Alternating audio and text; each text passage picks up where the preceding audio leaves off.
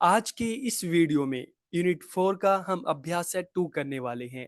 तो total 30 question का ये सेट है और वीडियो को आखिरी तक देखिए ताकि आपकी तैयारी अच्छे से हो सके। तो वीडियो को हम शुरू करते हैं और पहला क्वेश्चन क्या पूछा गया है पहले क्वेश्चन में कि NIVH is concerned with children who are, कि एनआईवीएच किन बच्चों से संबंधित है। तो ऑप्शन क्या है आपके? सबसे पहले जो बच्चे सुन नहीं सकते, श्रवण बाधित जो हैं, दूसरा है जो बच्चे देख नहीं सकते, दृष्टि बाधित हैं, और तीसरा क्या है, शारीरिक रूप से जो अक्षम बच्चे हैं, जो दिव्यांग बच्चे हैं शारीरिक रूप से वो, या चौथा जो स्लो लर्नर्स हैं, धीमी गति वाले बच्चे हैं जो धीमी गति से सीखते हैं। तो एनआईवीएच का संबंध किसके साथ है? ठीक है। अब देखिए कई बार है कि हमें आंसर नहीं पता तो क्वेश्चन से कुछ ना कुछ हिंट हमें मिल जाता है। ठीक है। तो क्वेश्चन में आप देखेंगे तो NIVH, तो यहाँ पर वी ऑप्शन एक दे रखा है ना, वी। तो आप नीचे देखेंगे वी फॉर विजुअली। ठीक है। तो इसका जो संबंध सीधा सीधा आ रहा है ऑप्शन नंबर 2, विजुअली इम्पेयर्ड। ठीक है। तो NIVH का फुल फॉर्म क्या है? National institute for visually handicap. ठीक है। तो जाहिर सी बात है NIVH का संबंध वी फॉर विजुअली है, तो इसका सीधा संबंध किससे है? Option number B, visually impaired दृष्टिबाधित बच्चों से है। ठीक है। आगे बढ़ते हैं। Question number 2। अब क्वेश्चन नंबर 2 में क्या पूछा है? जो एक एवरेज बच्चे हैं, जो औसत बच्चे हैं, उनका आईक्यू लेवल क्या होता है, कितना होता है? तो यहाँ पर ऑप्शन है 50 टू 70, 90 टू 109, 110 टू 120, या 70 टू 79, कि 50 से 70 है, 90 से 109 होता है, 110 से 120 होता है, या 70 से 79 होता है। ठीक है। तो इसका जो राइट आंसर है, जो एवरेज बच्चों का आईक्यू लेवल की बात करते हैं, तो होता है 90 टू 109 के बीच में होता है। ठीक है। आगे क्वेश्चन नंबर 3 की तरफ बढ़ते हैं। तो यहाँ पर क्या पूछा है? पीआईडी की फुल फॉर्म क्या है, इसका पूरा नाम क्या है?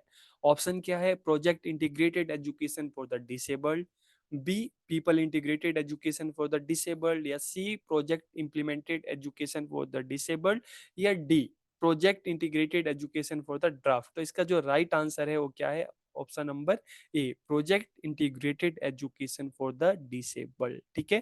तो इसको याद रखना। आगे हम बढ़ते हैं। क्वेश्चन नंबर 4 पीआईडी से जुड़ा हुआ है कि पीआईडी किस वर्ष आया था? Project integrated education for the disabled या दिव्यांग बच्चों के लिए एकीकृत शिक्षा परियोजना किस वर्ष आरंभ हुई थी? ठीक है। ऑप्शन क्या है?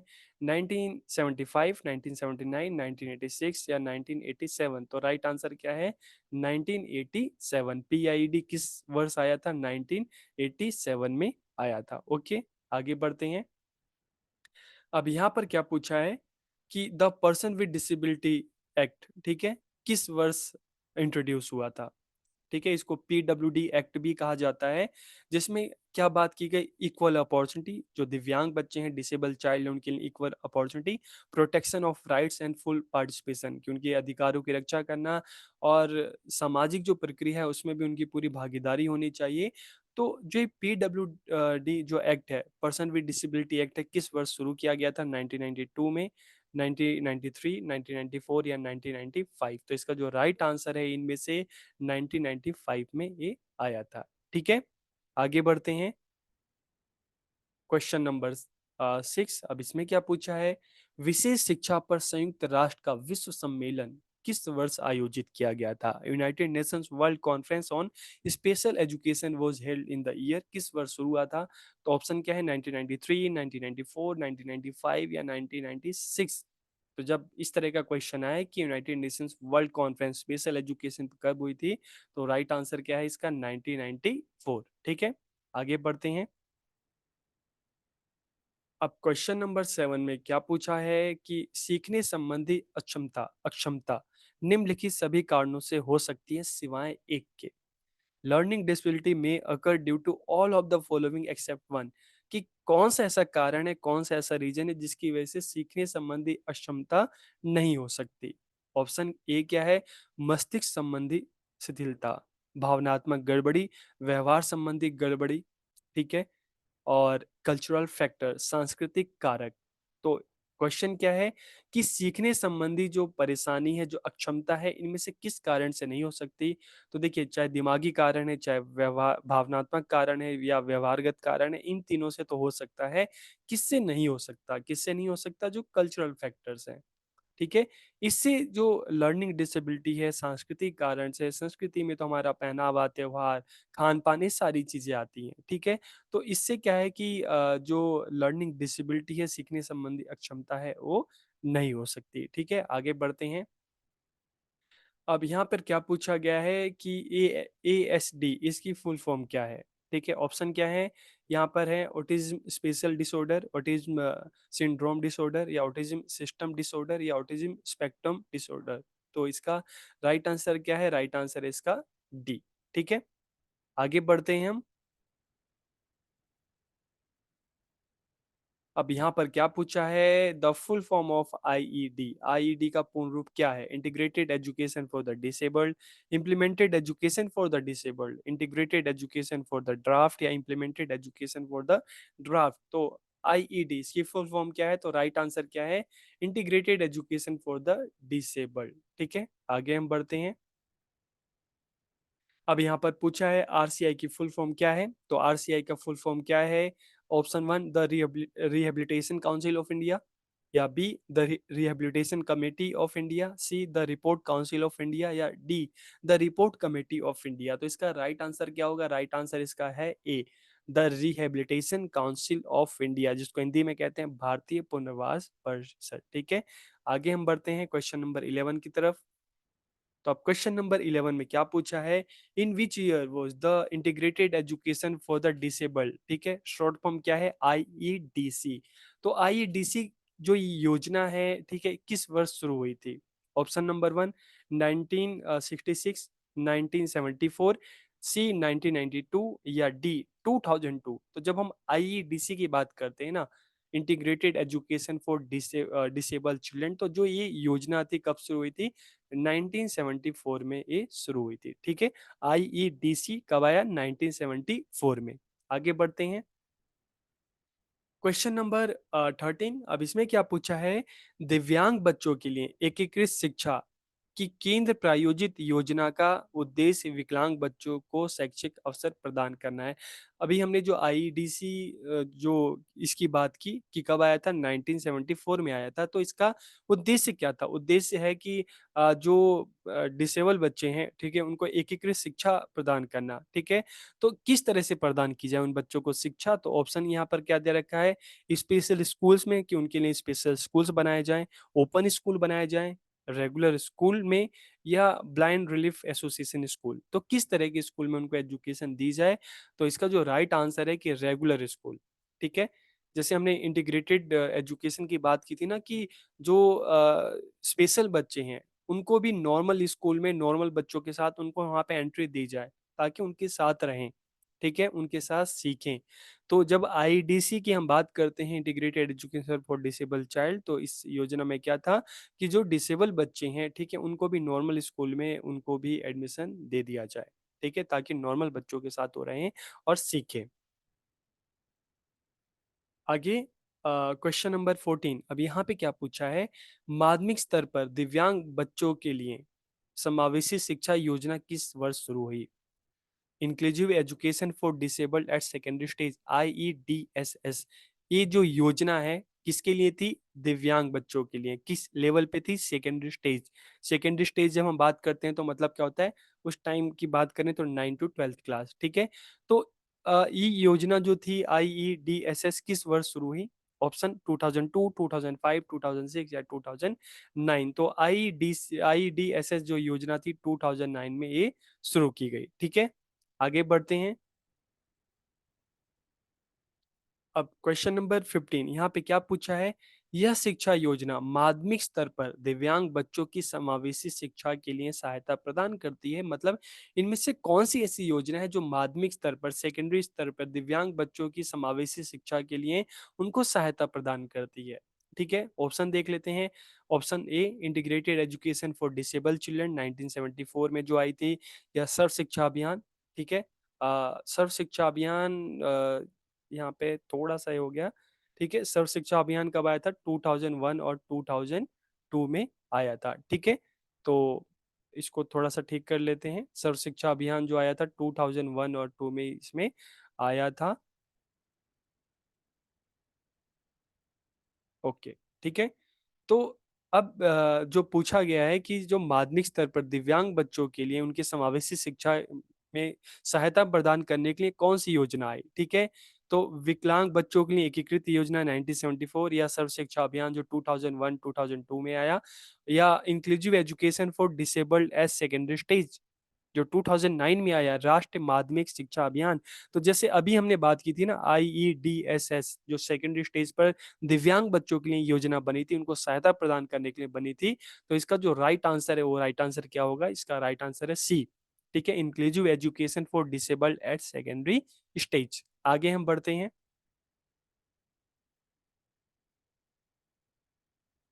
Question number 16। अब इसमें क्या पूछा है? निम्नलिखित में से कौन सी परियोजना MHRD, ministry of human resource development, जिसको अब हम एजुकेशन मिनिस्ट्री कहते हैं, ठीक है। तो निम्न में से कौन सी परियोजना MHRD ने UNICEF, United nation children fund और NCERT के साथ मिलकर दिव्यांगों के लिए विकसित की थी? तो ऐसी कौन सी योजना है जो NCERT, MHRD और यूनिसेफ ने मिलकर जो दिव्यांग बच्चे हैं, जो स्पेशल चाइल्ड है, उनके लिए विकसित की? तो ऑप्शन देख लेते हैं। Option number 1, integrated education for disabled children 1974। 2, project for integrated education for the disabled 1987, या district primary education programme DPEP 1994, या inclusive education for disabled at secondary stage 2009। तो देखिए, जब आपके सामने क्वेश्चन है ना कि MHRD ने यूनिसेफ और NCERT के साथ मिलकर दिव्यांगों के लिए कौन सी योजना विकसित की, तो इसका सीधा सा जो आंसर आएगा PIED, ठीक है, जो 1987 में आया, project for integrated education for the disabled. आगे बढ़ते हैं। अब नेक्स्ट क्वेश्चन क्या है कि which year is considered as the international year for disabled person, की किस वर्ष को दिव्यांग व्यक्तियों का अंतर्राष्ट्रीय वर्ष माना जाता है? किस वर्ष को माना जाता है? 1989 को, 1986 को, 1981 को, या 1990 को, ठीक है। तो इसका जो राइट आंसर है वो 1981 है। 1981 को, ठीक है, दिव्यांग व्यक्तियों का अंतर्राष्ट्रीय वर्ष माना जाता है। आगे बढ़ते हैं। Question number 18। अब इसमें क्या पूछा गया है कि the term disable children refers to, कि दिव्यांग बच्चों का तात्पर्य क्या है, किसे कहते हैं? ऑप्शन 1 है all children with sensory physical impairments, की संवेदी शारीरिक विकलांगता वाले सभी बच्चे हैं, या जो भावनात्मक कठिनाई और बौद्धिक विकलांगता वाले बच्चे हैं उनको कहते हैं, या ए और बी दोनों, या इनमें से कोई नहीं। तो देखिए, जब हम दिव्यांग बच्चों की बात करते हैं ना, तो इसमें ए भी आ जाता है ऑप्शन, और यहाँ पर वी, शारीरिक मानसिक दोनों ही आ जाते हैं। तो इसलिए इसका जो राइट आंसर होगा वो होगा ऑप्शन सी, ठीक है। आगे बढ़ते हैं। Question number 19। अब 19 में क्या पूछा है? The mental health act was introduce in the year, कि मानसिक स्वास्थ्य अधिनियम किस वर्ष पेश किया गया था? ठीक है, किस वर्ष पेश किया गया था द मेंटल हेल्थ एक्ट? तो ऑप्शन क्या है? ए 1987, 1988, 1989, या 1990। तो जब हम मेंटल हेल्थ एक्ट की बात करते हैं ना, तो किस वर्ष आया था? 1987 में आया था। ओके, आगे बढ़ते हैं। Question number 20। अब इसमें क्या पूछा है कि 20 से 35 की आईक्यू रेंज मंद बुद्धि की किस डिग्री को इंगित करती है? ठीक है, an IQ range of 20 to 35 would indicate what degree of retardness, कि किस स्तर को जो 20 से 35 का आईक्यू लेवल है, किस स्तर को इंगित करता है, ठीक है। तो ऑप्शन क्या है? माइल्ड हल्का, मॉडरेट मध्यम, या सेव गंभीर, या प्रोफाउंड गहरा। तो इसका जो राइट आंसर होगा ना 20 से लेकर 35, तो इसका होगा सेवर की गंभीर, ठीक है। जब भी आए IQ 20 to 35, तो ये होगा गंभीर में आता है। और उससे कम, अगर उससे बुरा ही नीचे का है, तो उसका लेवल क्या होगा? और गहरा, प्रोफाउंड आ जाएगा, ठीक है। आगे हम बढ़ते हैं।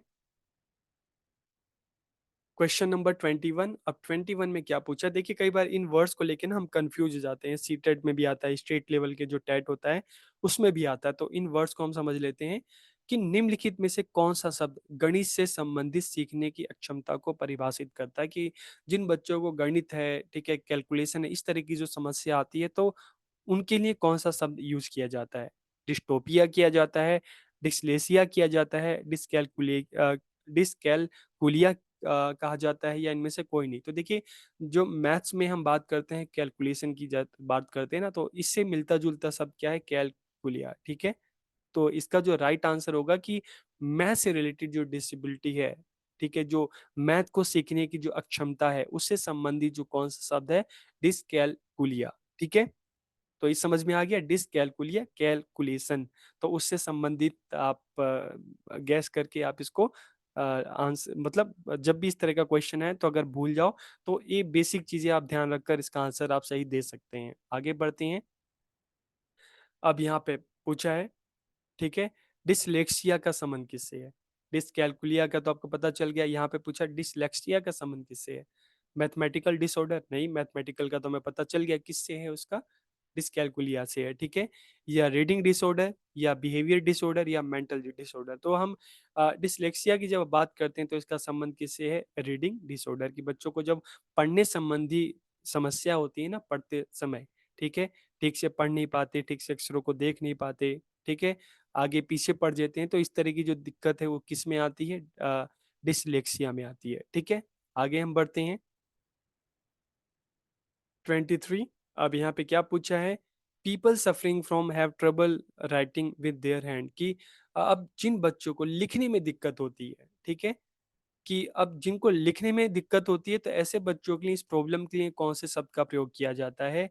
डिसलेक्सिया नहीं, ये तो हमने रीडिंग की बात की। डिसग्राफिया या डिस्टीमिया या डिसकैलकुलिया। तो डिसकैलकुलिया किससे संबंधित है? मैथ से है। ठीक है, तो यहाँ पर जब हम बात करते हैं कि जिन बच्चों को लिखने में प्रॉब्लम होती है ना, तो इस तरह की जो समस्या है वो किससे संबंधित होती है? डिसग्राफिया से होती है। ठीक है, लिखने संबंधी क्या है, किससे होती है? डिसग्राफिया से। पढ़ने संबंधी डिसलेक्सिया से। और मैथमेटिकल जो होती है डिसकैलकुलिया। ओके, ये चीज आप याद रख लेना, समझ लेना। आगे हम बढ़ते हैं। और disorder related to language comprehension, इसकी भाषा से संबंधित जो एक प्रकार का विकार है, कौन सा है? अप्राक्सिया है, डिसलेक्सिया है, डिसकैलकुलिया है या अफेसिया है? ठीक है, तो इसका जो राइट आंसर क्या होगा? वो राइट आंसर होगा अफेसिया। ठीक है, तो इस तरह की बीमारी है जिसमें आपको कम्युनिकेशन में दिक्कत होती है। ठीक है, तो ये कौन सी बीमारी है? अफेसिया, जिसमें बच्चों को भाषा संबंधी एक प्रकार का विकार है, बोलने में, कम्युनिकेशन में दिक्कत होती है। आगे हम बढ़ते हैं। Question number 25, learning disability in motor skill is called, कि मोटर कौशल से में सीखने की अक्षमता को क्या कहा जाता है? मोटर कौशल का मतलब है कि कई बार क्या होता है ना कि हम हाथ अपना, खाने के लिए आपके सामने पानी की बोतल लगाई तो आपने क्या हुआ कि अपने हाथ से उसको उठा लिया। आपका मन हुआ कि चलो मैं उठ के घूम लेता हूँ, गए और वॉकिंग की। तो इस तरह की जब हम बात करते हैं ना कि learning disability in motor skill is called, कि कई बार ऐसी भी प्रॉब्लम होती है कि हम जो सोचते हैं हमारा जो बॉडी है साथ नहीं देता। ठीक है, मतलब माइंड जो एक जो बॉडी को एक इंस्ट्रक्शन देता है, बॉडी उस पर उतना सही से प्रैक्टिस नहीं करती, वो काम नहीं करती। तो मोटर संबंध कौशल में सीखने की जो अक्षमता है, इसको क्या कहा जाता है? ठीक है, तो इसके लिए क्या क्या ऑप्शन है? ऑप्शन ए है डिस्प्रेक्सिया या डिसकैलकुलिया या डिसलेक्सिया या डिस्फेसिया। ठीक है, तो यहाँ पर ऑप्शन है, तो जब हम मोटर कौशल में सीखने की क्षमता की बात करते हैं ना, तो इसका जो आंसर आता है क्या है? इसका आंसर होता है डिस्प्रेक्सिया आता है। ठीक है, क्योंकि डिसकैलकुलिया तो हमें पता है मैथ से संबंधित है, और डिसलेक्सिया जो है रीडिंग प्रॉब्लम है, और डिस्फेसिया जो हमने राइटिंग संबंधी प्रॉब्लम है। तो राइट आंसर क्या है? डिस्प्रेक्सिया। ठीक है, आगे बढ़ते हैं। और special education is related to, विशेष शिक्षा का संबंध किससे है? Education for the scheduled tribes, education of the handicapped, education of the adult या education of the dropout girl. तो जब हम बात करते हैं कि स्पेशल एजुकेशन की बात करते हैं, तो इसका संबंध किससे है? एजुकेशन ऑफ द हैंडीकैप, जो दिव्यांग बच्चे हैं इनका संबंध उससे है। ठीक है, स्पेशल एजुकेशन का। अब क्वेश्चन आता है, the right to education act was introduce in the year, कि जो शिक्षा का अधिकार अधिनियम है किस वर्ष पेश हुआ था? ठीक है, तो ये जो अधिनियम है 2009 में आया था। तो अब क्वेश्चन आएगा कि हम इसमें राइट टू एजुकेशन एक्ट की क्यों बात करें? क्योंकि देखिए, राइट टू एजुकेशन एक्ट जो हम उसमें बात करते हैं, तो क्लास 1 से लेकर 8 तक सभी बच्चों को, चाहे कोई डिप्राइव्ड हो, चाहे कोई माइनॉरिटी हो, तो वो सभी के लिए बात करता है। ठीक है, तो इसलिए इसकी बात यहाँ पर की जा रही है। तो शिक्षा का अधिकार अधिनियम कब आया था? वर्ष 2009 में आया था। आगे हम बढ़ते बढ़ते हैं। कि यहाँ पर पूछा गया है, चाहे ब्रेली की बात करते हैं, मेथड की बात करते हैं, चाहे टेप रिकॉर्डिंग की बात करते हैं, ठीक है, can be use as educational provision for, कि किसके लिए यूज होता है। अब ऑप्शन क्या दे रखा है, ऑर्थोपेडिक इम्पेयर्ड स्टूडेंट की अस्थि बाधित बच्चे हैं, ठीक है, या हियरिंग इम्पेयर्ड जो सही से सुन नहीं सकते, या जो सही से देख नहीं सकते, या शारीरिक रूप से जो अक्षम बच्चे हैं। तो ब्रेले की हम बात करते हैं या टेप रिकॉर्डिंग की बात करते हैं, तो यूजली ये उन बच्चों के लिए प्रयोग में किया जाता है जो देख नहीं सकते, जिनकी दृष्टि संबंधी समस्या होती है, ठीक है। आगे, the word SSA stand for, की एसएसए शब्द का अर्थ क्या है। सर्व शिक्षा अभियान, संपूर्ण शिक्षा अभियान, सर्व शिक्षक अभियान, या समग्र शिक्षा अभियान। तो जब हम एसएसए की बात करते हैं ना, तो इसका जो आंसर क्या है, फुल फॉर्म क्या है, सर्व शिक्षा अभियान, जो 2001-2 में ये आया था, ठीक है। और इसमें भी किस पे, स्कूल इंफ्रास्ट्रक्चर पे काम किया गया था। इसमें भी क्लास 1 से लेकर क्लास 8 तक सभी बच्चों को शिक्षा देने की बात की गई थी। तो सर्व शिक्षा अभियान इसका पूरा क्या नाम है, स्टैंड फॉर एसएसए, सर्व शिक्षा अभियान, ओके। लास्ट क्वेश्चन है, कई बार ये क्वेश्चन बहुत बार आ जाता है कि creative is usually associated with, की रचनात्मकता का आमतौर पर एक किससे जुड़ा हुआ है, किससे इसका संबंध है, इमिटेशन अनुकरण, या कन्वर्जेंट थिंकिंग अभिसारी सोच, या डाइवर्जेंट थिंकिंग अपसारी सोच, या ऑल ऑफ अबोव सभी। तो देखिए, जब हम क्रिएटिव थिंकिंग की बात करते हैं ना, तो क्रिएटिविटी यूजुअली किससे संबंधित है, डाइवर्जेंट थिंकिंग से होता है, अपसारी सोच से होता है, ठीक है। तो इस तरह से हमने 30 क्वेश्चन किए। अब आपका जो फोर्थ यूनिट है उसमें कुछ टॉपिक और बच रहे हैं, तो उन टॉपिक से रिलेटेड हम जो अभ्यास है 3 और 4 में हम उनको पूरा कवर कर लेंगे। तो अच्छे से देखिए और अपनी अच्छे से तैयारी कीजिए। आप सबका बहुत बहुत धन्यवाद।